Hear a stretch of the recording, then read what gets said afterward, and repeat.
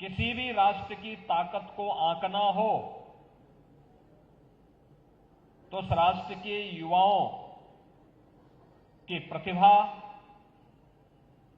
उनकी ऊर्जा और उनके अनुशासन से इसको मापा जा सकता है। उस देश का भविष्य क्या है, अगर इसको जानना हो तो युवाओं की प्रतिभा और ऊर्जा से इसको जाना जा सकता है। जहां युवा ऊर्जा के लिए अवसर होंगे, वहां पर कोई ताकत उस राज्य या उस देश का बाल बांका नहीं कर सकती है।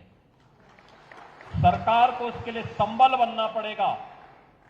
युवा ऊर्जा अपना रास्ता स्वयं तय कर देगी और उसी रास्ता तय करने के अभियान में आपका संबल बनने के लिए डबल इंजन की सरकार आज आपके बीच में आई है।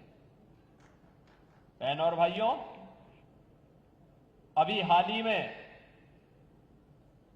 आपने इस सदी के सबसे बड़े सांस्कृतिक और आध्यात्मिक आयोजन को उत्तर प्रदेश की धरती में आयोजित करते हुए देखा होगा। 13 जनवरी से 26 फरवरी तक देश और दुनिया टकटकी लगा करके उत्तर प्रदेश के प्रयागराज की ओर देख रही थी। वे आश्चर्यचकित थे। इतनी बड़ी संख्या में मानवता का यह समागम एक नए भारत की ताकत का एहसास करा रहा था। भारत के सामर्थ्य को दुनिया के सामने रख रहा था और प्रधानमंत्री मोदी जी के मार्गदर्शन और नेतृत्व में महाकुंभ ने उत्तर प्रदेश के इस बड़े आयोजन के माध्यम से एक भारत श्रेष्ठ भारत की एक नई आधारशिला को ही आगे बढ़ाने का काम किया है। इस आयोजन में ने इस बात को साबित किया है कि विरासत को विकास के साथ जोड़ोगे, अच्छे परिणाम आएंगे। आस्था का सम्मान होगा तो वह आजीविका का आधार बनेगा। संस्कृति को अगर हम सुरक्षा प्रदान करेंगे तो हमारी समृद्धि का आधार बन सकती है और ये महाकुंभ ने साबित किया है। महाकुंभ के कारण उत्तर प्रदेश में आस्था और आजीविका के, संस्कृति और समृद्धि के नए नए कॉरिडोर बने। प्रयागराज से मां विंध्यवासिनी धाम और काशी का एक कॉरिडोर, प्रयागराज से अयोध्या होते हुए देवीपाटन हो या गोरखपुर का मार्ग हो, ये दूसरा कॉरिडोर। प्रयागराज से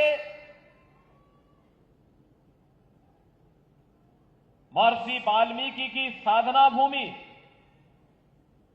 संत तुलसीदास जी की जन्मभूमि और चित्रकूट को जोड़ने वाला तीसरा कॉरिडोर। प्रयागराज से श्रृंगवेरपुर होते हुए लखनऊ और नैमिषारण्य, ये तीसरा आध्यात्मिक कॉरिडोर बनते हुए देखा।